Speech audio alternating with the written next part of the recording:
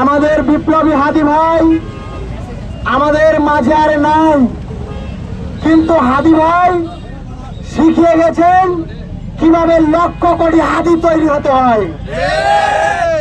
আজকে বাংলাদেশের রাজপথে লক্ষ কোটি হাদি দাঁড়িয়ে গেছে। আজকে হাদি ভাই নাই, শিখিয়ে গেছে কিভাবে কথা বলতে হয়, বিপ্লব করতে হয়, জুলাইকে টিকিয়ে রাখতে হয়।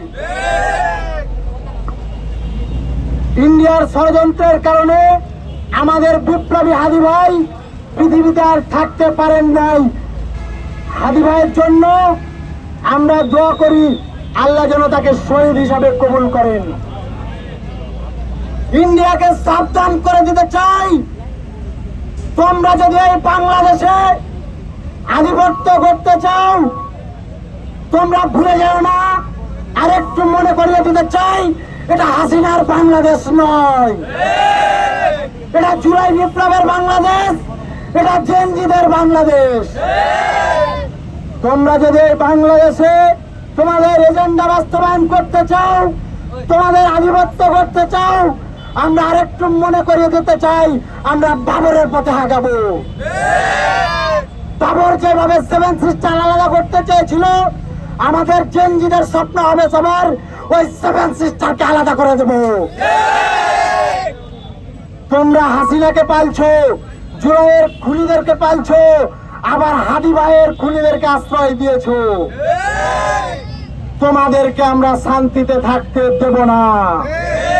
ওই সেভেন সিস্টার আলাদা করা পর্যন্ত এই জেনজিদের চোখের ঘুম হবে না। আমরা আরো বলতে চাই, এই ধ্বজভঙ্গ উপদেষ্টা প্যানেল ভেঙে দিন, দ্রুত বিপ্লবী সরকার গঠন করুন।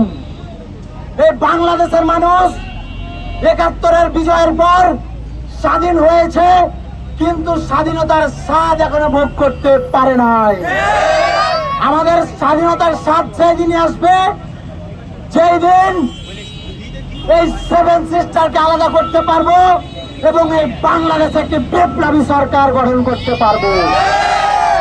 এই বাংলাদেশের মানুষের স্বাধীনতার স্বাদ পাওয়ার জন্য বিপ্লবী সরকারের বিকল্প কোনো কিছু হতে পারে না, পারে না, পারে না। তাই দ্রুত বলবো, এই ধ্বজভঙ্গ উপদেষ্টা প্যানেল ভেঙে দিয়ে বিপ্লবী সরকার গঠন করুন। আমাদের আরো সহযোগিতার কথা বলবেন, আমি এখানে শেষ করছি।